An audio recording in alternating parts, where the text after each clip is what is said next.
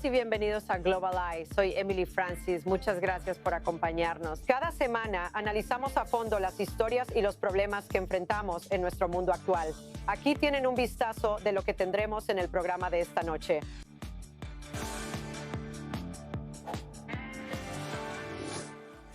Los gigantes de la inteligencia artificial se preparan para salir a la bolsa, con valoraciones de plataformas importantes como OpenAI acercándose al $1 billón. ¿Será que la inteligencia artificial va a aprovechar una ola a largo plazo o podría convertirse en la próxima burbuja.com con el riesgo de estallar? Se está convirtiendo la plataforma profesional LinkedIn en el punto cero para que agentes encubiertos chinos busquen personal del gobierno y militar para que revelen secretos importantes.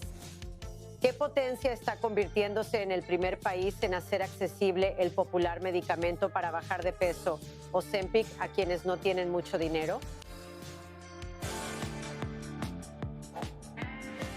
Y ahora, algunas noticias que están haciendo titulares. Estados Unidos está en máxima alerta, ya que un nuevo parásito devorador de carne está llegando desde México a la frontera con Estados Unidos. Según el Departamento de Agricultura de Estados Unidos, el gusano barrenador del Nuevo Mundo se ha estado propagando durante el último año por México y ahora ya se ha encontrado en Texas. El parásito fue descubierto en un ternero de 3 semanas de edad. Los gusanos barrenadores son moscas parásitas cuyas hembras ponen huevos en heridas abiertas y membranas de mamíferos, incluyendo mascotas, lo que puede llegar a ser mortal. Texas alberga a más de 12 millones de cabezas de ganado y representa el 15% de los Estados Unidos de la producción de carne de res. Aquí hay más información del gobernador de Texas, Greg Abbott. Quiero que todos sepan que existe una prevención y cura muy bien establecida desde hace mucho tiempo para la propagación del gusano barrenador del Nuevo Mundo. Una cura y prevención que el gobierno federal ha implementado en el pasado. El gusano barrenador también representa un riesgo para nuestras queridas mascotas, pero las autoridades dicen que las posibilidades de que cruce e infecte a los seres humanos son casi nulas. Pasando a Bolivia, las protestas ahí siguen intensificándose. Decenas de miles de agricultores, mineros y comunidades indígenas se han estado movilizando para pedir la renuncia del presidente Rodrigo Paz. Durante más de un mes, han establecido casi 100 bloqueos diferentes en las principales carreteras de todo el país. Pero este fin de semana, 2 policías resultaron heridos después de verse superados en número y verse obligados a retirarse en una carretera estratégica en la mayor zona agroindustrial del país. Se acusa a la presidenta Paz de no responder a la peor crisis económica del país en 4 décadas, con una inflación del 15%. En Albania, miles de manifestantes también protestan enérgicamente por un resort de lujo planeado, respaldado por una empresa vinculada a Jared Kushner, enviado de Medio Oriente a Estados Unidos y yerno del presidente Trump. Portando banderas albanesas y pancartas, los manifestantes coreaban abajo el gobierno y exigen la renuncia de los funcionarios por el proyecto de $1.6 mil millones en una isla frente a la costa que se encuentra junto a un humedal protegido, hogar de todo tipo de animales como flamencos, focas y tortugas marinas. Y también es el lugar donde anidan. Todas estamos juntas protegiendo nuestro país, nuestra tierra, y yo estoy protegiendo a mis propios hijos solo para que tengan, digamos, una vida feliz después de 20 años y no lo sé. Así que esperamos que tenga un buen final para todas. La isla, que tiene poco más de 2 millas cuadradas, es aproximadamente el doble del tamaño del Central Park de la ciudad de Nueva York. Pero solo una parte del área de tierra será desarrollada bajo esta propuesta actual. Esto según las funcionarias relacionadas con el desarrollo. Ahora pasando a Asia, la presidenta de Corea del Sur ha elegido a la ministra de Negocios y Startups para convertirse en la primera ministra del país.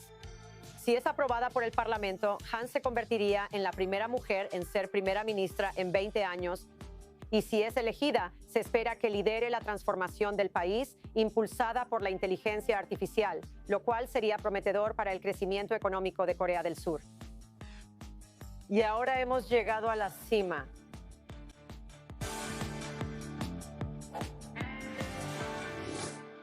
Entonces, la inteligencia artificial no solo está cambiando la forma en que navegamos por Internet, escribimos textos, generamos imágenes y mucho más, sino que hasta dónde realmente puede llevarnos sin que esta burbuja estalle.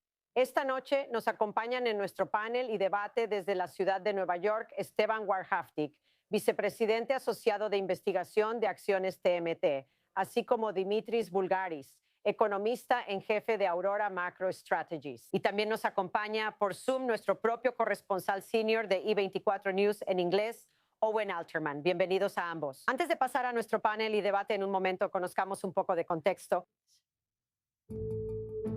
La inteligencia artificial ya no es solo un experimento de Silicon Valley.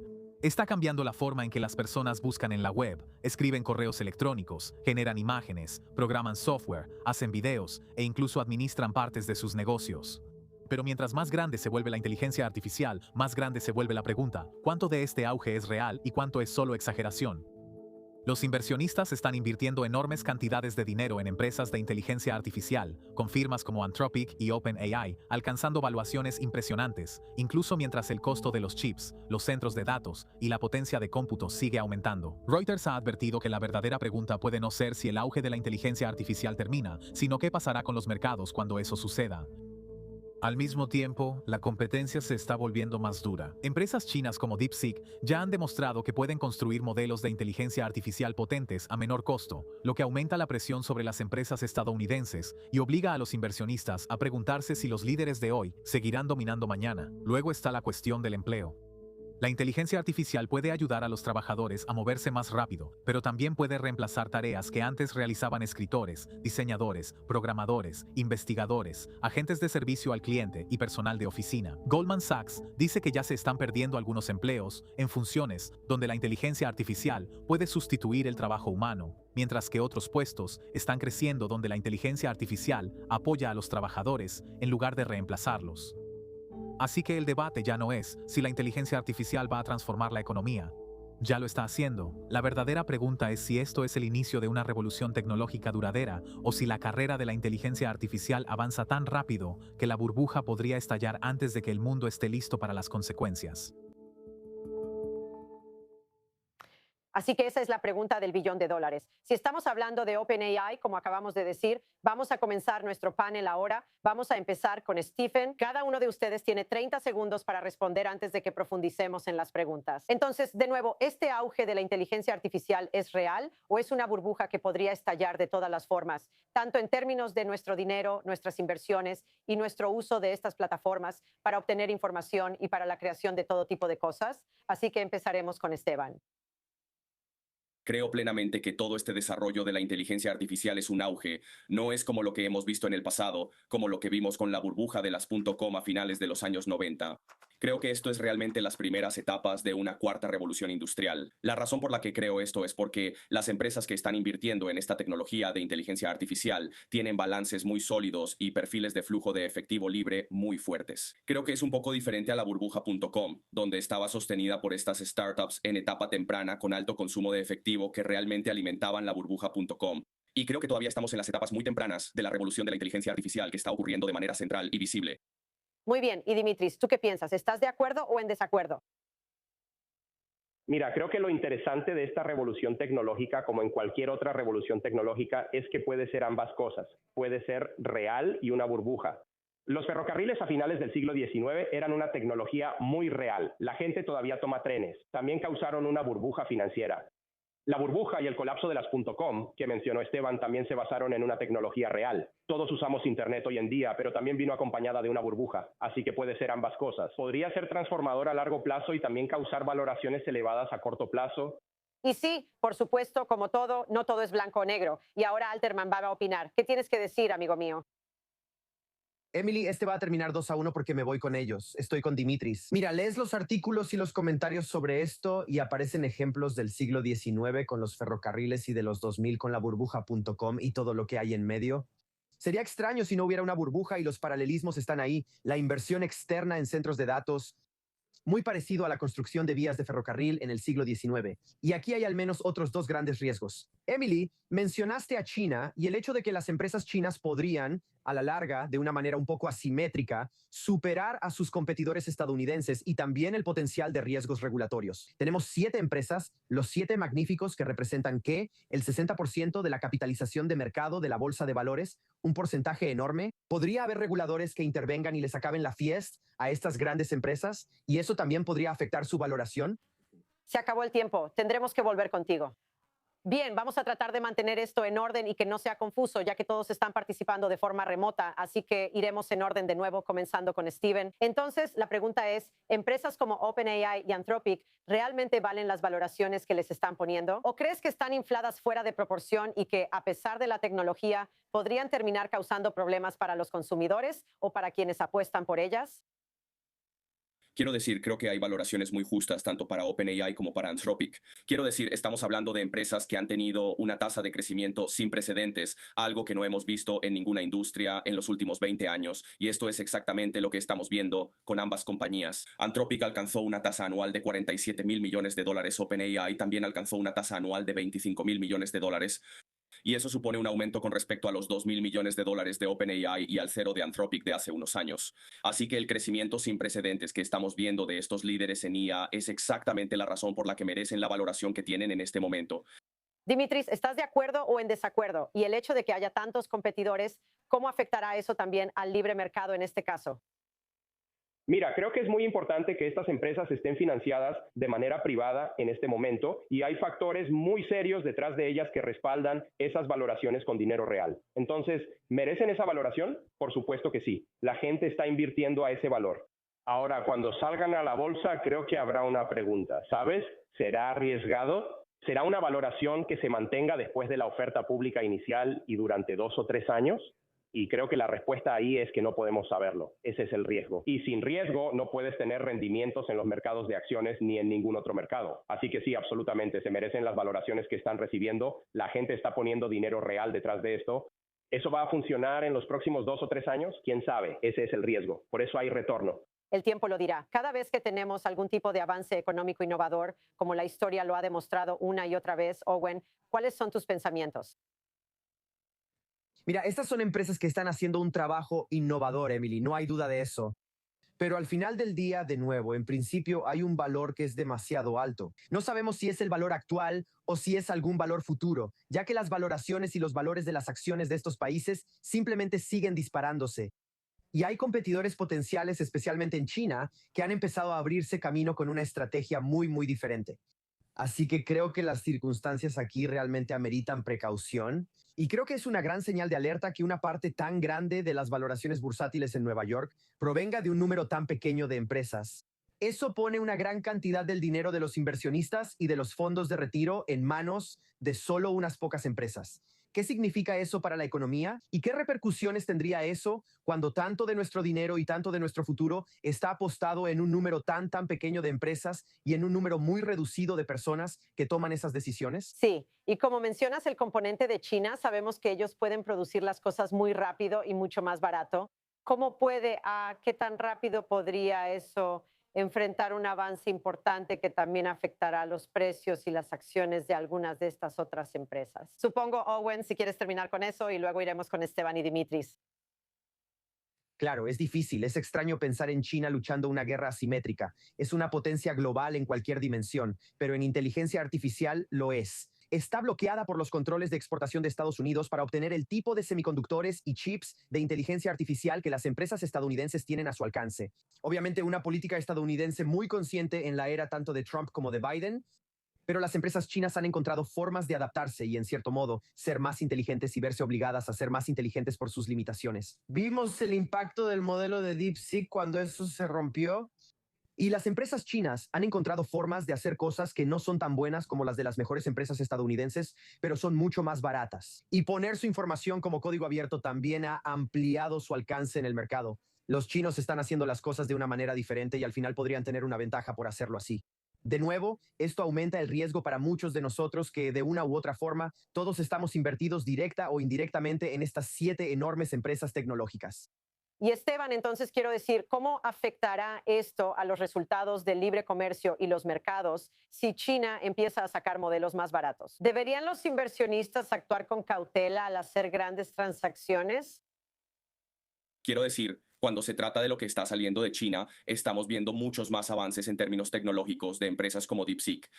Quiero decir, cuando pensamos en eso, también amplía la oportunidad total de mercado de la inteligencia artificial. Eso es algo en lo que estamos muy enfocados, esta idea de la paradoja de Jevons, de que reduces el precio para la inferencia y para acceder a estas capacidades.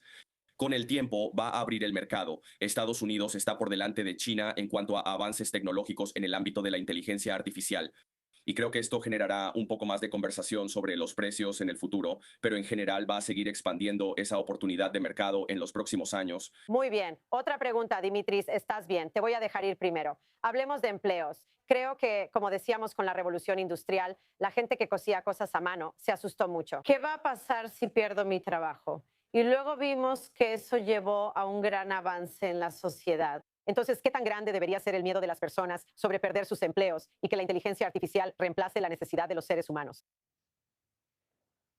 Creo que es una gran pregunta y es muy difícil, ya sabes, individualmente. Si tu trabajo está amenazado por la inteligencia artificial, absolutamente deberías estar, si no asustado, al menos consciente de lo que está pasando. Deberías estar consciente de dónde la inteligencia artificial te está afectando en tu sector. Nosotros hacemos eso como economistas, hacemos eso como analistas. Y creo que todos deberían estar muy conscientes de cómo la inteligencia artificial los está afectando y tener un plan a nivel macroeconómico, ¿sabes? Mencionaste la manufactura textil. La manufactura textil, ¿sabes? No destruyó el poder del trabajo, no significó que todos dejaríamos de tener que trabajar. Y tampoco creo que la inteligencia artificial nos lleve a un mundo en el que nadie trabaje, al menos no en el futuro previsible. Y cuando digo previsible, me refiero a los próximos 100 años. Así que desde una perspectiva macroeconómica, creo que, sabes, Esteban mencionó la paradoja de Jevons. Cuando se vuelve más fácil ser más productivo, el trabajo en realidad se vuelve más valioso. Cuando asignamos más capital para que las personas puedan usarlo, su trabajo se vuelve más valioso. Pueden hacer más con ello, pueden hacer cosas más productivas y también más interesantes con ello. Así que creo que también hay una visión optimista aquí. Habrá menos tareas aburridas para que las personas hagan y muchas más cosas emocionantes, ya sabes, para que la gente dedicada trabaje en ellas. Sí, o sea, definitivamente hay una ventaja clara en términos de eficiencia con las herramientas que ofrece la IA. ¿Crees que también podría llevar a que haya más emprendedores y perspectivas más creativas, que personas que tal vez tengan trabajos aburridos que la inteligencia artificial pueda reemplazar? Tal vez eso lleve a más avances. ¿Qué piensas, Owen? ¿Quieres empezar tú con esta? Claro, me encanta la paradoja de Jevons. La descubrí hace apenas unas semanas y es simplemente brillante. Emily, lo que básicamente dice es que tomes un elemento como el diseño gráfico. Antes de OpenAI y antes de estas empresas, tenías que pagarle a un diseñador gráfico para que hiciera un logo para algo que estabas operando. Ahora puedes ir a un chatbot, y yo lo hice hace unos meses, le das instrucciones y simplemente te genera el logo. Tienes una conversación con él durante unos minutos y básicamente lo obtienes gratis. Lo que eso significa es que más personas van a querer más logos, podemos ponerlos por todas partes en nuestro papel tapiz por casi nada, pero eso significa que simplemente habrá más demanda de diseño gráfico y amplía el alcance y los horizontes de las personas que se abren a la idea y al uso de esto. Y quizá los proyectos más complejos sean aquellos que querrán que los humanos realicen. Así que esos diseñadores gráficos que están allá afuera no harán el 90% o el 99% de los proyectos, pero el 1% o el 10% que hagan, de un número mucho mayor, serán mucho más interesantes. Así es como entiendo la paradoja de Jevons. Y ciertamente parece que en algunos sectores eso es lo que está pasando en el desarrollo de software, con un signo de interrogación tal vez, y quizá en otros también. Es un escenario interesante y al menos esperanzador de cómo podría verse la IA. Por supuesto, hay muchos otros escenarios y todo esto es una gran incógnita. Stephen, ¿cuál es tu reacción? De nuevo, la gente será más creativa y tal vez podrá dedicarse a cosas que disfrute más en lugar de su trabajo cotidiano que la IA puede hacer. Estoy completamente de acuerdo con lo que ya se ha dicho. Quiero decir, cuando pensamos en algunos de los avances que van a surgir de estos trabajos, van a ser incrementales. Y ni siquiera podemos cuantificar exactamente cuál será este impacto a largo plazo. Quiero decir, cuando pensamos en algunas de estas revoluciones tecnológicas que están ocurriendo, hay trabajos de los años 50 que fueron desplazados para cuando llegamos a los años 2000, cuando el Internet empezó a integrarse realmente en todo el ecosistema empresarial, y vamos a esperar lo mismo. Se van a crear más empleos a partir de la revolución de la inteligencia artificial que los empleos que van a ser desplazados. Pero los empleos que están siendo desplazados en este momento son los trabajos de nivel inicial, los de menor rango en este momento. Pero esto abre oportunidades para realmente empezar a subir en la escala y aspirar a trabajos de mayor habilidad y buscar empleos que realmente puedan aportar mucho más valor. Y hablemos de las regulaciones gubernamentales. ¿Cómo afectarán eso no solo a la inteligencia artificial como la conocemos, sino también a su valor y al aspecto económico? Y también quiero agregar que muchas acciones se están negociando debido a la inteligencia artificial en lugar de que los corredores de bolsa o los seres humanos tomen decisiones. Eso también puede ser un factor. Quiero decir, definitivamente es un factor que va a influir en todo el desarrollo de la inteligencia artificial. Quiero decir, la regulación gubernamental no va a desaparecer, pero no puede sobreregular como hemos visto en Europa. Básicamente están viviendo en la edad de piedra cuando pensamos en la revolución de la inteligencia artificial. Realmente es como Estados Unidos contra China en este desarrollo de la inteligencia artificial que está ocurriendo, pero no puedes regular toda la industria y hacia dónde realmente se dirige, porque a ese ritmo simplemente perderemos la carrera armamentista de la inteligencia artificial que está ocurriendo con China en este momento. Así que realmente es una buena pregunta para que muchos reguladores se aseguren de no sobreregular, pero definitivamente también es una idea desde la perspectiva de la seguridad que realmente necesitas regularlo hasta cierto punto. ¿Y tú qué piensas, Dimitris? Mira, como el europeo residente en el panel, tengo que estar de acuerdo con Steven. Mira, en Europa tenemos regulación de IA y no tenemos IA, así que definitivamente creo que el enfoque de Estados Unidos es mucho mejor. Ahora, dicho eso, y lo vimos con el modelo más reciente de Anthropic, que expuso fallas de ciberseguridad, es importante que las empresas trabajen con el gobierno. Y creo que la Casa Blanca está haciendo un gran trabajo en esto, de hecho, reuniéndolos y haciéndolos participar en una conversación. Así que ya sabes, la infraestructura crítica o los riesgos de seguridad nacional pueden abordarse primero antes de que estas cosas se lancen al público. Y ese es un componente importante. Creo que cada país debería tener algún componente de eso, pero definitivamente estoy de acuerdo con Steve. La sobreregulación simplemente mata la industria y no permite que la economía de tu país aproveche los beneficios de esta increíble nueva tecnología. Owen. Bueno, es sorprendente cuando ves, por ejemplo, Emily, la regulación de Estados Unidos en comparación con China. China está impulsando fuertemente la desvinculación y la desglobalización, y este es solo uno de muchos ejemplos. Y el entendimiento de que hay límites para esto. Mira el testimonio sobre los controles de exportación de Estados Unidos y la admisión de que a pesar de todos estos controles, algunos de estos productos todavía están llegando a los chinos y que Estados Unidos no puede depender solo de esto para cerrar o limitar la capacidad de China de competir, que las empresas estadounidenses al final del día van a tener que valerse por sí mismas frente a los chinos. Y hablamos antes sobre cómo los chinos esencialmente están librando una guerra asimétrica y creando modelos de inteligencia artificial que no son tan buenos como los estadounidenses, pero que potencialmente son mucho más baratos, dándole a China una posible ventaja. Hemos visto aquí en Israel y en muchas partes del mundo cómo esto ha cambiado la guerra, ¿verdad? El uso de drones baratos para volver ineficaces sistemas de armas mucho más caros. Y hay un escenario, al menos por lo que he visto, donde la inteligencia artificial podría ir en la misma dirección. Así que creo que una regulación de sentido común por parte de Estados Unidos para tratar de detener eso o al menos retrasarlo tiene mucho sentido, con una comprensión realista de los límites de esa estrategia.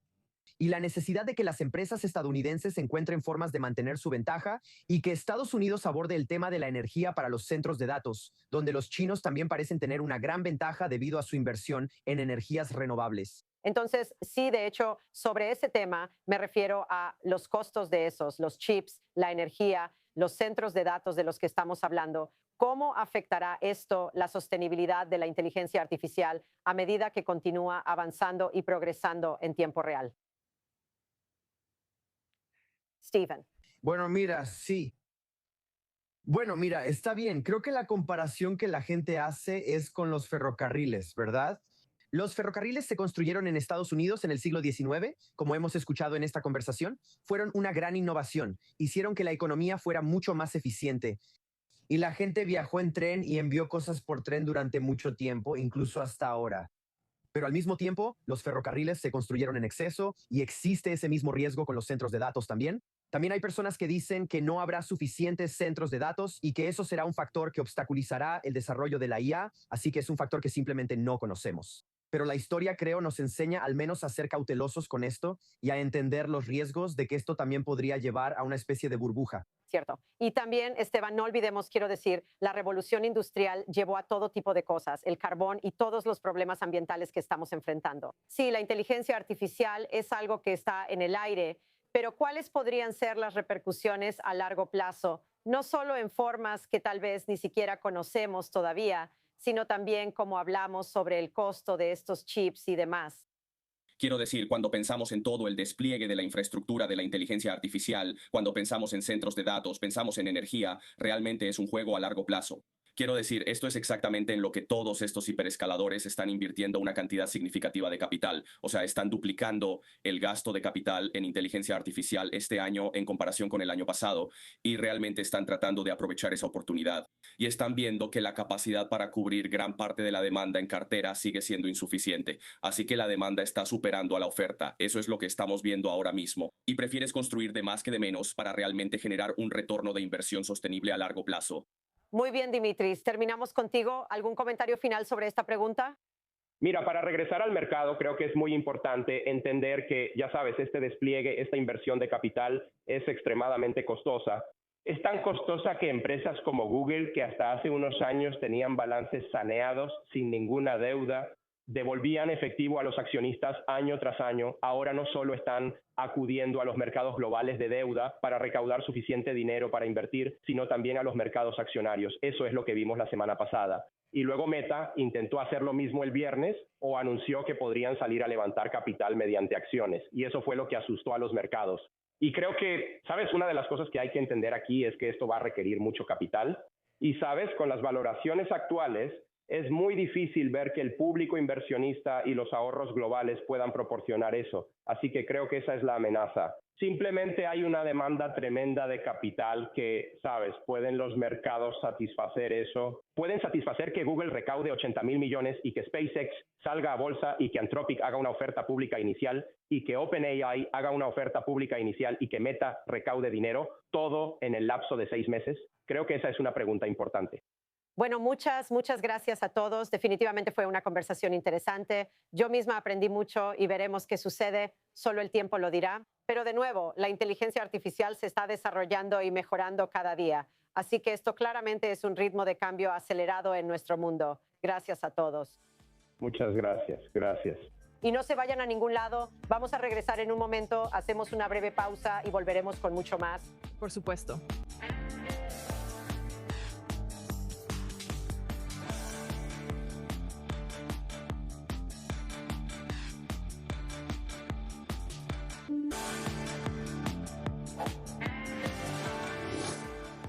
Bienvenidos de nuevo a Global Eye. Ahora, en otras noticias, aunque comparten una frontera de casi 900 millas, la líder de China no ha puesto un pie en Corea del Norte en 7 años. La líder de Corea del Norte, Kim Jong-un, está recibiendo a la presidenta china, Xi Jinping, durante 2 días esta semana. Bueno, ellas estarán discutiendo varios temas, incluyendo el turismo y la cooperación militar. La relación se ha tensado a lo largo de los años, ya que China ha pedido a Kim Jong-un que abandone el programa nuclear. Sin embargo, la semana pasada, la líder norcoreana pidió una expansión exponencial del arsenal atómico del país.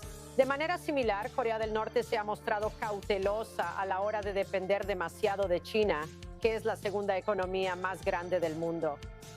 En Somalia, las fuerzas de seguridad han logrado restablecer el orden en la capital del país, Mogadiscio. Las fuerzas gubernamentales han estado enfrentándose con milicias vinculadas a políticos de la oposición.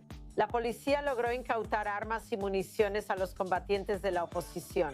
La violencia estalló antes de las protestas planeadas por la decisión del presidente Hassan Sheikh Mohamud de permanecer en el cargo después de que su mandato expirara el mes pasado. Somalia ha soportado décadas de conflicto desde el colapso del gobierno central en 1991 y continúa luchando contra una insurgencia islamista. En España, más de 1 millón de personas se reunieron en la Plaza Mayor de Madrid para presenciar la procesión y la misa del Papa León XIV, reafirmando el fervor religioso católico que persiste en el país. Ha sido como un sueño, ha sido increíble. El Papa vino a Madrid a vernos. Estamos tan emocionadas. Es increíble. De verdad, mi corazón late muy fuerte. Es asombroso. Realmente sucedió. Lo viste justo a nuestro lado. Como puedes ver, los jóvenes realmente vinieron en masa. Ellos estuvieron entre los feligreses también en la vigilia del sábado por la noche, con un estimado de 600,000 personas arrodilladas en oración junto al Papa, mostrando un renovado interés entre esta generación a pesar del actual gobierno socialista de España. En Nepal, un histórico número de 1,000 personas alcanzaron la cima del Monte Everest, convirtiéndolo en la temporada más concurrida registrada.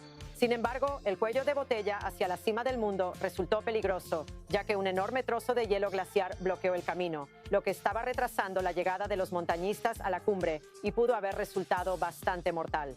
Un guía nepalí llamado Dawa Sherpa fue visto por última vez cayendo por la montaña 6 días antes y se creía que había fallecido. Pero aquí puedes verlo siendo llevado al hospital, aunque su propia familia ya se estaba preparando para realizar los últimos ritos. Pero fue descubierto milagrosamente con vida y llevado al hospital en Katmandú.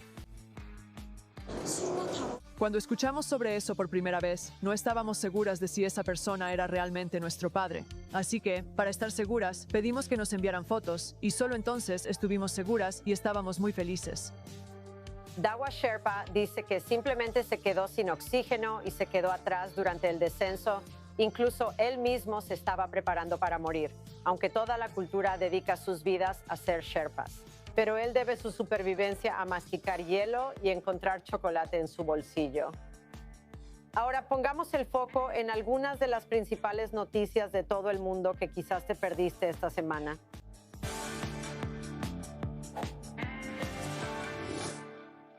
LinkedIn, conocida como una plataforma de redes sociales para negocios y contactos, no como una herramienta para compartir secretos gubernamentales.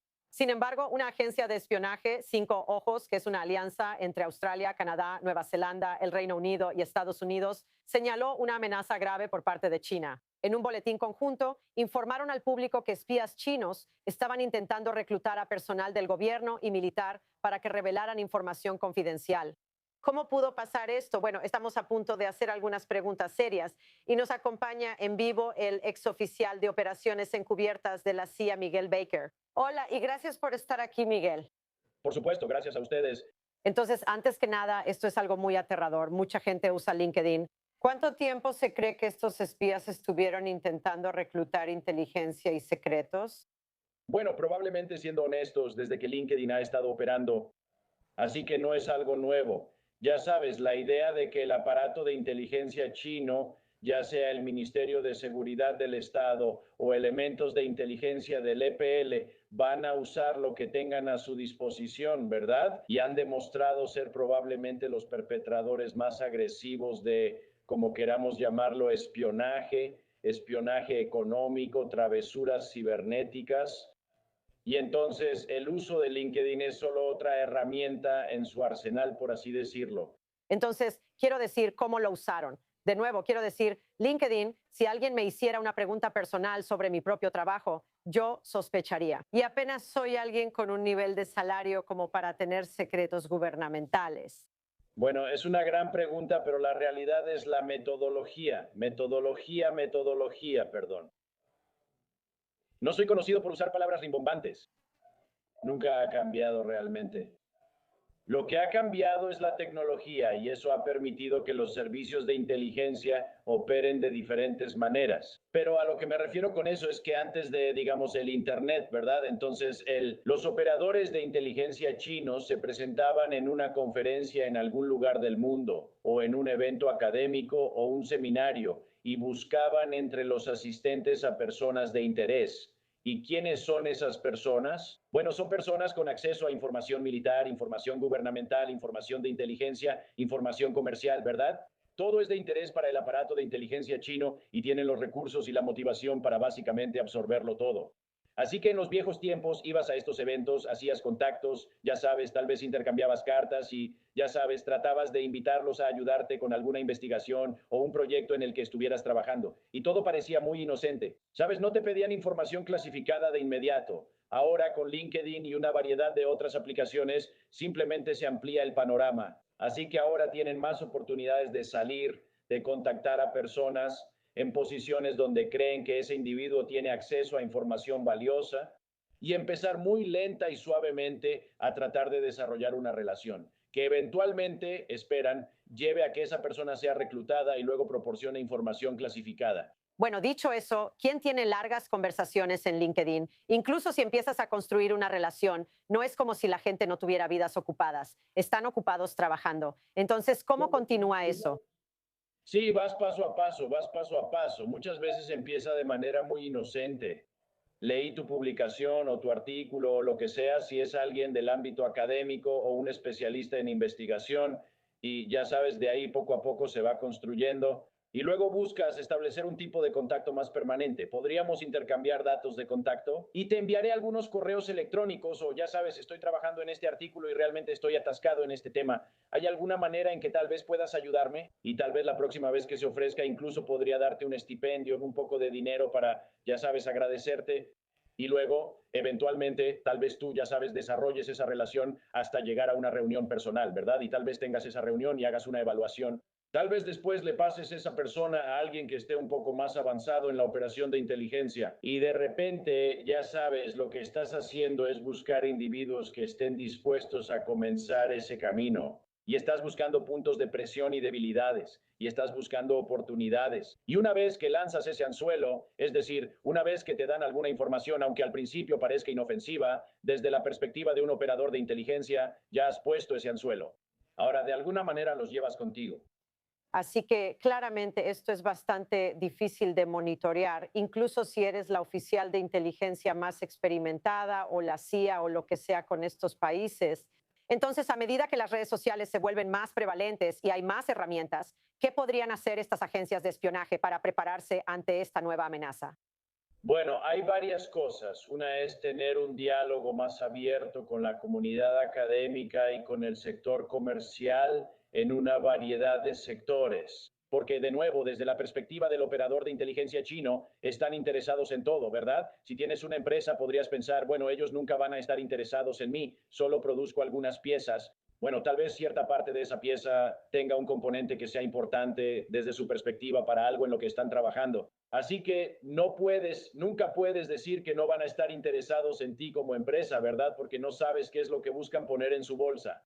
Así que tienes que tener un diálogo, tienes que explicar lo que está pasando. Y en parte por eso publican una evaluación como esta, hablando de LinkedIn. Necesitan informar y educar a las personas sobre cómo ser un poco más cínicas cuando se les acercan. De nuevo, y sucede constantemente. Ya sea que estés en el mundo de la agricultura y estés hablando de ingeniería genéticamente modificada, sea lo que sea, o estés hablando de componentes de doble uso para algo que podría terminar en un dron, simplemente es un campo de juego enorme. Entonces, lo otro que tienes que hacer es, ya sabes, tienes que ser muy agresivo en el mundo de la contrainteligencia.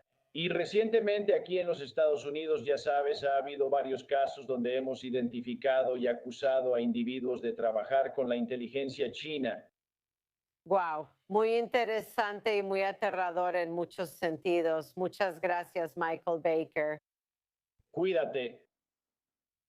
Bueno, solo en Estados Unidos y Canadá, 1 de cada 8 adultos ha usado el medicamento para bajar de peso Ozempic, pero ha sido prohibitivo para muchos debido a su precio de venta, que puede llegar hasta $1,000 por mes. Sin embargo, el mes pasado, a finales de mayo, Canadá se convirtió en el primer país del G7 en aprobar una versión genérica de la inyección que se administra mensualmente, como ya mencioné, y que estará disponible en las farmacias muy pronto. Nos acompaña ahora desde Atlanta la doctora Julian Cavanaugh, profesora asistente de neurología en la Facultad de Medicina de la Universidad de Emory y también corresponsal médica para CBC Radio Canadá. Gracias por estar aquí. Buenas tardes. Entonces, primero, danos un resumen. Sabemos que esto es una gran tendencia, una gran ola. Ozempic y otros medicamentos como este. Estamos acostumbrados a que se usen también para tratar la diabetes. Y con tantas agencias regulatorias, ¿cómo es que ha sido posible que simplemente se administre a personas que quieren perder peso de repente cuando llevamos décadas, siglos, de personas tratando de encontrar una pastilla milagrosa? Sí, eso es porque Ozempic no es un medicamento para la diabetes. Es un neurofármaco extraordinario que modula la capacidad del cuerpo para experimentar saciedad, plenitud, hambre y deseo de comida. Estamos descubriendo, a medida que más y más pacientes usan estos medicamentos, que en realidad tiene otros efectos en el cerebro, especialmente en el sistema de recompensa. Y por eso es que tenemos este efecto de pérdida de peso, porque las personas tienen mucho más facilidad para controlar su hambre, su saciedad y su capacidad para bajar de peso, lo cual está directamente relacionado con la diabetes. Por eso está aprobado principalmente para pacientes con diabetes y obesidad, pero es probable que las indicaciones se amplíen en los próximos años. Pero dicho esto, considerando que es algo de lo que no mucha gente había escuchado y ahora parece que de repente todo el mundo se ve más delgado y lo está tomando, pero realmente no sabemos cuáles son los efectos secundarios. Quiero decir, ¿es posible que puedan ocurrir cosas a largo plazo, especialmente porque tienes que seguir usándolo de manera regular? Tienes que seguir usándolo de manera regular. Parece que muchos de los efectos positivos, es decir, la pérdida de peso con este medicamento, realmente no se mantienen una vez que los pacientes dejan de tomar estos medicamentos, lo que genera muchísimas preguntas. A medida que más y más personas empiezan a tomar estos medicamentos, empezamos a ver efectos secundarios muy raros que no necesariamente se describieron en los ensayos clínicos, porque este tipo de datos solo puede aparecer cuando tienes millones de pacientes usando el medicamento. Tenemos casos de neuritis óptica relacionados con esto que yo veo aquí de manera regular. Y lo que realmente vamos a estudiar más en el futuro son los posibles efectos secundarios psiquiátricos. ¿Hay algo que decir sobre el cambio que ocurre en el cerebro de una persona cuando tienes este sistema de recompensa que se modifica? Un efecto secundario muy positivo cuando las personas dejan de beber alcohol o de tener conductas de juego. Pero a veces podemos ver que algunas de las motivaciones que las personas tienen para seguir adelante en la vida pueden verse alterados por estos medicamentos. Estos son datos empíricos hasta ahora, pero vamos a necesitar más estudios para entenderlo mejor. Además, estamos hablando del hecho, como dijiste, de que funciona de una manera neurológica. Pero ¿cómo es que o cómo decides a quién se lo puedes recetar? Muchas personas con enfermedades mentales que toman antidepresivos u otros tipos de medicamentos saben cómo se afectan entre sí y, por supuesto, la química cerebral de cada persona es diferente. Sí, y realmente estamos en una era de medicina personalizada o tal vez en el futuro tendremos algunos marcadores biológicos para decidir quién es el mejor candidato para estos medicamentos. En la mayoría de los países el proceso de aprobación es realmente muy limitado. En Israel, si no me equivoco, realmente está restringido a personas que sí tienen diabetes y necesitan perder peso. Las indicaciones son más flexibles en algunos otros países. Algunos países dejan más discreción a su médico para tomar esas decisiones, pero tienes toda la razón, necesitamos más datos. Y hay algo que decir sobre una sociedad donde una gran parte de la población estaría usando uno de estos medicamentos y lo que eso haría al sistema en general y a la psique general de la población. Ahora hablemos del costo. Claramente no es algo que todos puedan pagar, pero ¿qué hace que Canadá sea único al poder ofrecer de repente un genérico? ¿Es por una cuestión de patente? Bueno, sabes, Emily, todos fallamos alguna vez en enviar el papeleo o en pagar la tarifa a tiempo y parece que la farmacéutica que fabrica Ozempic en Canadá olvidó pagar la tarifa que iba junto con la patente para mantener la patente cerrada en Canadá. Así que perdieron la patente de esta manera, de una forma muy administrativa. Y esto también coincide con un momento en que los datos de los ensayos clínicos también se hicieron públicos. Entonces, todo esto significa que ahora en Canadá hay fabricantes de genéricos que no solo pueden producir el medicamento, sino también respaldar el hecho de que el medicamento es eficaz y seguro gracias a los datos que otras farmacéuticas han recopilado en el pasado. Así que no necesitan replicar los estudios para poder salir al mercado. Esa es la razón por la que estos fabricantes de genéricos pueden producir el Ozempic genérico en Canadá a un costo mucho más bajo. Pero esto es un poco una casualidad en el sistema, y especialmente para nosotros los estadounidenses no va a cruzar la frontera pronto. Muy bien, gracias. Gracias, muy, muy interesante. Gracias, doctora Julian Cavanaugh. Gracias por invitarme. Aunque ocurrió el pasado diciembre, el asesinato del estudiante universitario de 18 años Henry Nowak en el Reino Unido ha seguido atrayendo la atención internacional. Nowak fue apuñalado hasta la muerte en Southampton por Vikram Digwe, quien afirmó que Nowak lo agredió racialmente y que actuó en defensa propia. Pero nuevas imágenes alarmantes de una cámara corporal arrojan nueva luz sobre cómo la policía manejó la investigación en la escena del crimen. Ahora nos acompaña desde Londres la periodista Noah Hoffman, corresponsal política de The Spectator. Gracias por estar aquí, Noah. Gracias.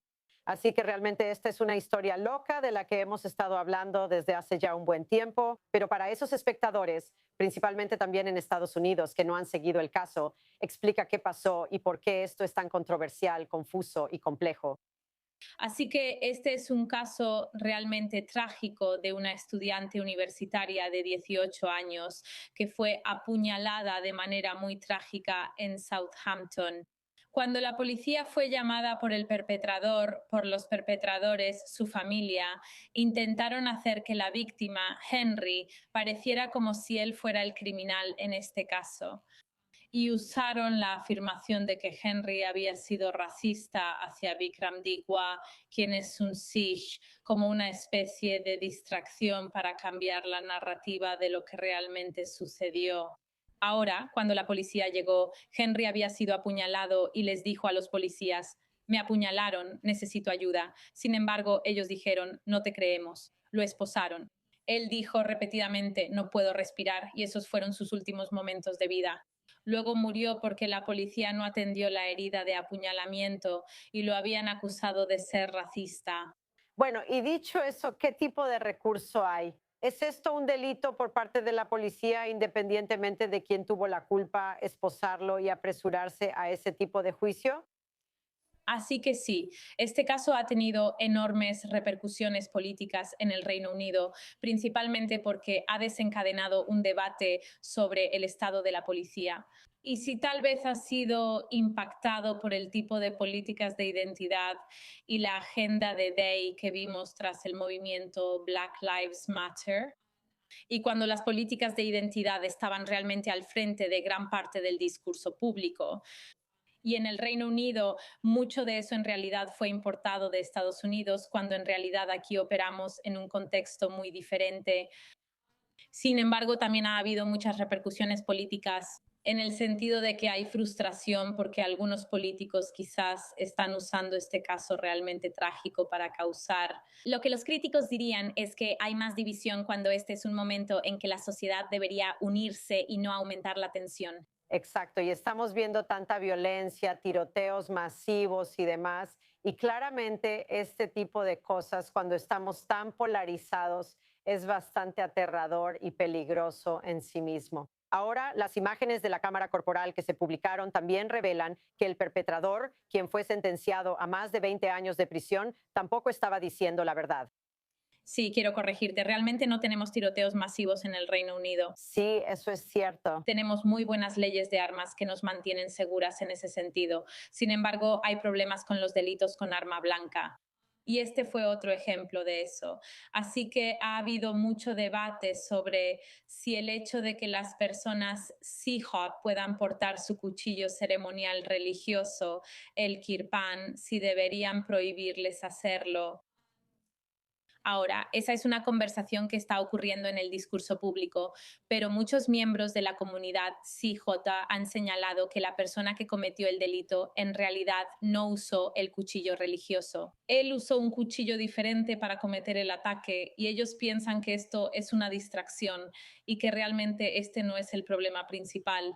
Así que han surgido muchas preguntas a raíz de este caso tan triste. Y hablemos de la vicepresidenta J.D. Vance, conocida por ser aislacionista, pero le gusta comentar cuando se trata de inmigración. Él intervino y culpó a los migrantes, aunque él era ciudadano del Reino Unido.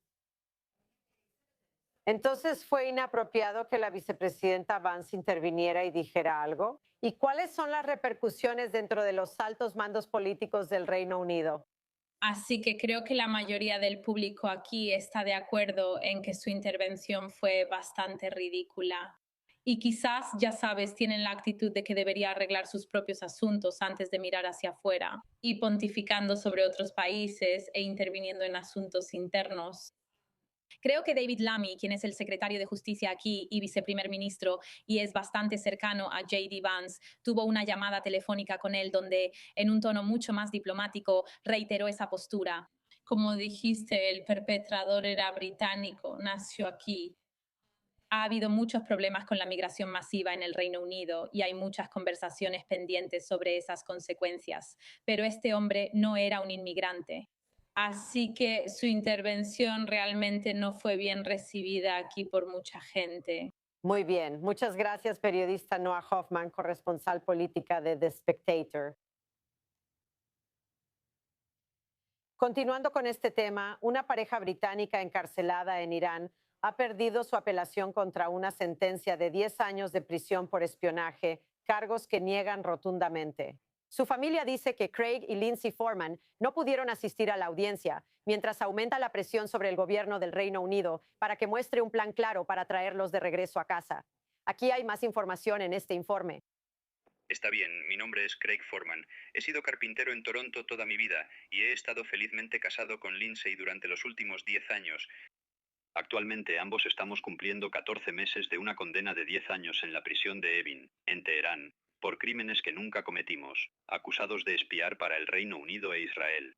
Según su familia, una pareja británica encarcelada en Irán ha perdido ahora su apelación contra una condena de 10 años de prisión. Craig y Lindsay Foreman fueron sentenciados el año pasado después de que las autoridades iraníes los acusaron de espionaje, acusaciones que ellos niegan. Su familia dice que la apelación se llevó a cabo sin su conocimiento y que a la pareja no se le permitió asistir a la audiencia. También dicen que a Craig y Lindsay se les pidió firmar documentos en farsi que no podían leer.